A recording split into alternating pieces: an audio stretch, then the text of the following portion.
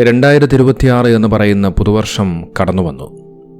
ലോകമെമ്പാടും ലോകത്തിൻ്റെ വിവിധ ഭാഗങ്ങളിൽ കഴിഞ്ഞ ദിവസം രാത്രിയിൽ പുതുവർഷത്തെ വരവേറ്റുകൊണ്ട് വലിയ ആഘോഷങ്ങളൊക്കെ നടന്നു. വലിയ വർണ്ണമനോഹരങ്ങളായ പടക്കങ്ങൾ പൊട്ടിച്ചും DJ പാർട്ടികൾ നടത്തിയും ഡാൻസ് കളിച്ചും മദ്യപിച്ചും എന്തിന് മയക്കുമരുന്ന് വരെ ഉപയോഗിച്ചുകൊണ്ട് പല ആളുകളും ആ പുതുവർഷത്തിൽ വലിയ സന്തോഷം കണ്ടെത്തി. UAE അടക്കമുള്ള ഒരുപാട് ഇസ്ലാമിക രാഷ്ട്രങ്ങളിൽ വലിയ രീതിയിലായിരുന്നു പുതുവർഷത്തെ വരവേറ്റുകൊണ്ടുള്ള ആഘോഷങ്ങളൊക്കെ നടന്നത്. എന്നാൽ അത്തരത്തിൽ പുതുവർഷത്തെ വരവേറ്റുകൊണ്ട് ആ ആഹ്ലാദങ്ങളിലും ആർഭാടങ്ങളിലുമൊക്കെ നാം ആടിത്തിമിർക്കുമ്പോൾ നാം തിരിച്ചറിയാതെ പോയ ഒരു ജനതയുണ്ടായിരുന്നു. നാം തിരിച്ചറിയാതെ പോയ ഒരു നാടുണ്ടായിരുന്നു. അതെ, ഗസ. വലിയ വലിയ മണിമാളികകളിൽ ഭക്ഷണവും കുടിക്കാൻ മദ്യവുമൊക്കെയായി വലിയ ആർഭാടങ്ങളിൽ അത്തരം ആളുകൾ അവിടെ ഒരു പുതുവർഷം ആഘോഷിക്കുമ്പോൾ മറുവശത്ത് ഗസയിലെ ജനങ്ങൾ കഴിക്കാൻ ഒരു നേരത്തെ ഭക്ഷണം പോലുമില്ലാതെ അവരെ കൊണ്ട് സാധിക്കുന്ന തരത്തിൽ അവരും ഒരു പുതുവർഷം ആഘോഷിച്ചു. അവരുടെ ആഘോഷം എന്താണെന്നറിയണ്ടേ? മെഴുകുതിരികൾ കത്തിച്ചുള്ള ആഘോഷം. കടന്നുവരുന്ന ഒരു പുതുവർഷത്തിൽ തങ്ങളുടെ പ്രയാസങ്ങളും ബുദ്ധിമുട്ടുകളും എല്ലാം മാറുമെന്ന് അവർ പ്രതീക്ഷ വയ്ക്കുന്ന ഒരു ചെറിയൊരു ആഘോഷം. ആ കാഴ്ച നിങ്ങളെ ഞാനൊന്ന് കാണിക്കാം.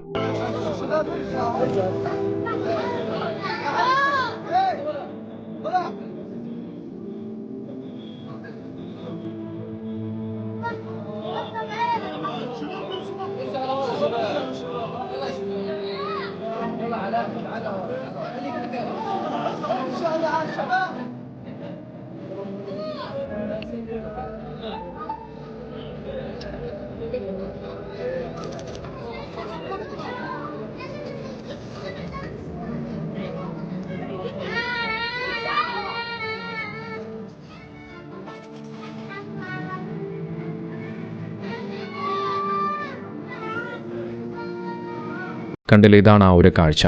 ലോകത്തിൻ്റെ നാനാഭാഗങ്ങളിൽ വർണ്ണശബളമായ വെടിക്കെട്ടുകളും ആർഭാടപൂർണമായ വിരുന്നുകളും സംഗീതമേളകളും ഒക്കെ നടന്നു. കോടിക്കണക്കിന് രൂപയാണ് ഏതാനും നിമിഷത്തെ ഈ ഒരു ആനന്ദത്തിനായി മനുഷ്യന്മാർ ഒഴുക്കിക്കളയുന്നത്. എന്നാൽ ഈ ആഘോഷങ്ങൾക്കിടയിൽ നാം എല്ലാവരും മറന്നുപോയ, അല്ലെങ്കിൽ ലോകം മനഃപൂർവ്വം കണ്ണടയ്ക്കുന്ന ഗസയിലെ ജനങ്ങളുടെ പുതുവർഷത്തിലുള്ള ആഘോഷത്തിൻ്റെ കാഴ്ചയാണ് നാം കണ്ടത്. നമ്മുടെ മക്കളൊക്കെ ആകാശത്ത് വിരിയുന്ന വെടിക്കെട്ടുകൾ കണ്ട് കൈയടിക്കുമ്പോൾ ഗസയിലെ മക്കൾ ആകാശത്തേക്ക് നോക്കുന്നത് ഭയത്തോടു കൂടിയാണ്.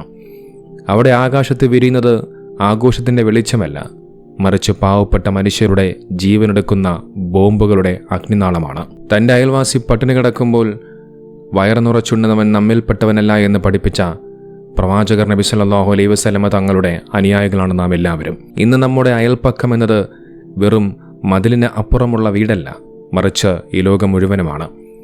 ഗസയിലെ നമ്മുടെ സഹോദരങ്ങൾ, ഉമ്മമാർ, പിഞ്ചു കുഞ്ഞുങ്ങൾ, വയോധികർ, അവരുടെ പുതുവർഷം എന്നത് മറ്റൊരു കലണ്ടർ മാറ്റമല്ല, മറിച്ച് അതിജീവനത്തിൻ്റെ മറ്റൊരു കഠിനമായ ദിനം മാത്രമാണ്. ലോകം മുഴുവൻ ആഡംബരത്തിന് വേണ്ടി കോടികൾ പൊടിക്കുമ്പോൾ ഒരു തുള്ളി കുടിവെള്ളത്തിനോ ഒരു കഷ്ണം റൊട്ടിക്കോ വേണ്ടി അവർ വരി നിൽക്കുകയാണ്.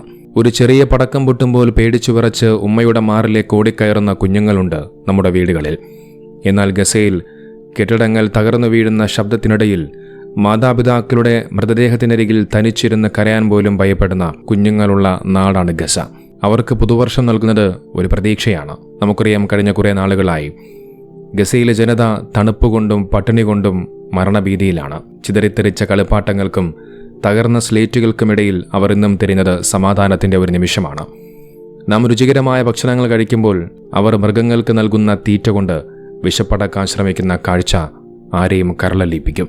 ഒരു ഭാഗത്ത് മനുഷ്യന്മാർ മരുന്നില്ലാതെയും ശസ്ത്രക്രിയ ചെയ്യാൻ വേണ്ടി അനസ്തേഷ്യ പോലുമില്ലാതെയും പിടയുന്ന സമയത്ത് മറുഭാഗത്ത് ഇത്തരത്തിൽ നടത്തപ്പെടുന്ന ആഡംബരങ്ങൾ എത്രത്തോളം നീതീകരിക്കാനാവും? നമുക്കറിയാം, കാലാകാലങ്ങളായി ഗസയിൽ മേൽ ഇസ്രായേൽ ഭരണകൂടം പലപ്പോഴായി ആക്രമണങ്ങൾ നടത്തുമ്പോഴും ഇസ്ലാമിക രാഷ്ട്രങ്ങളിലെ ഭരണത്തലവന്മാർ അതിനെല്ലാം കണ്ടിട്ടും കാണാത്ത മുണ്ടിലിരിക്കുന്ന കാഴ്ച നമ്മളെ പലപ്പോഴായി കണ്ടിട്ടുണ്ട്. അതിനെക്കുറിച്ച് ശക്തമായി പ്രതികരിക്കാൻ അവർ മുന്നോട്ട് വരാറില്ല. കാരണം ആ ഭരണത്തലവന്മാരെ സംബന്ധിച്ചിടത്തോളം പ്രയാസങ്ങളും ബുദ്ധിമുട്ടുകളും അനുഭവിക്കുന്നത് അവരല്ലല്ലോ, നേരെ മറിച്ച് ഗസയിലെ ജനങ്ങളാണ്. ഗസയിലെ ജനങ്ങൾക്ക് എന്ത് പ്രയാസം വന്നാലും എന്ത് ബുദ്ധിമുട്ട് വന്നാലും ഞങ്ങൾക്കെന്താണെന്ന മട്ടിലാണ് പലപ്പോഴും ഈ ഭരണാധികാരികളുടെ നിലപാടുകളും പ്രവർത്തനങ്ങളും. ഇന്നല്ലെങ്കിൽ നാളെ ഈ ഭരണത്തലവന്മാരെല്ലാവരും മരണപ്പെടേണ്ടവർ തന്നെയാണ്. നാളെ പടച്ചറബിൻ്റെ അടുക്കൽ അവർ ചോദ്യം ചെയ്യപ്പെടുക തന്നെ ചെയ്യും. നിങ്ങളുടെ സഹോദരങ്ങൾ ഫലസ്തീനിലെ ജനങ്ങൾ ഒരു നേരത്തെ ആഹാരം പോലും കിട്ടാതെ, ഭക്ഷണം കഴിക്കാതെ, വെള്ളം പോലും കിട്ടാതെ പ്രയാസപ്പെടുമ്പോൾ നിങ്ങളിവിടെ പുതുവർഷാഘോഷത്തിൻ്റെ പേരിലും മറ്റും കോടിക്കണക്കിന് രൂപ ചെലവാക്കി വലിയ വലിയ ആഘോഷങ്ങളും ആർഭാടങ്ങളും നടത്തുന്നു. 2025 ഒരുപക്ഷെ ഗസയിലെ ജനങ്ങളെ സംബന്ധിച്ചിടത്തോളം അവർക്ക് വലിയ ഒരു തീരാനോവിൻ്റെ വേദനയുടെ ഒരുപാട് കഥകളും സംഭവങ്ങളും പറയാനുണ്ട്. നമുക്ക് പറയാനാകുന്നത് 1-2 ആയിരിക്കാം. പക്ഷേ ഫലസ്തീനിലെ ഗസയിലെ ജനങ്ങളെ സംബന്ധിച്ചിടത്തോളം അവർക്ക് പറയാൻ 100 കണക്കിനധികം പ്രയാസങ്ങളുടെയും ബുദ്ധിമുട്ടുകളുടെയും വേദനകളുടെയും കാര്യങ്ങൾ പറയാനുണ്ട്. അത്രത്തോളം സഹിക്കുന്നുണ്ട് ആ ജനത. അത്രത്തോളം പ്രയാസങ്ങളിലൂടെ ആ ജനസമൂഹം കടന്നു പോകുന്നുണ്ട്. ചിന്തിക്കേണ്ടതുണ്ട്. ആ ജനങ്ങളെ ചേർത്ത് പിടിക്കേണ്ടതുണ്ട്.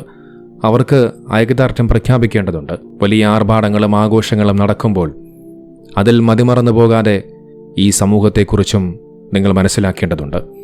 അവിടെ ഒരു സമൂഹം പ്രയാസപ്പെടുന്നുണ്ട് എന്നുള്ള കാര്യം നിങ്ങൾ മറന്നു പോകരുത്. ഗസയിലെ ജനങ്ങൾക്ക് വേണ്ടി നിങ്ങൾ പ്രാർത്ഥിക്കേണ്ടതുണ്ട്. ഞാൻ നേരത്തെ പറഞ്ഞതുപോലെ കഴിഞ്ഞ വർഷം 2025 എന്നുള്ളത് ഗസയിലെ ജനത ഒരുപാട് പ്രയാസങ്ങളിലൂടെ ബുദ്ധിമുട്ടുകളിലൂടെ കടന്നുപോയ വർഷമാണ്. കടന്നുവരുന്ന 2026 ഗസയിലെ ജനങ്ങളെ സംബന്ധിച്ചിടത്തോളം സന്തോഷത്തിൻ്റെയും സമാധാനത്തിൻ്റെയും ഒക്കെ ഒരു പുതുവർഷമായി മാറട്ടെ. നമുക്കൊരു പുതുവർഷ ആഘോഷത്തിനിടയിൽ അവിടെ കുറേ ചെറുപ്പക്കാർ ഫലസ്തീൻ പതാക ഏന്തിക്കൊണ്ട് ഫലസ്തീൻ ഐക്യദാർഢ്യം പ്രഖ്യാപിക്കുന്ന ഒരു കാഴ്ച കാണാനിടയായി. ആ വീഡിയോ ഒന്ന് കാണിക്കാം.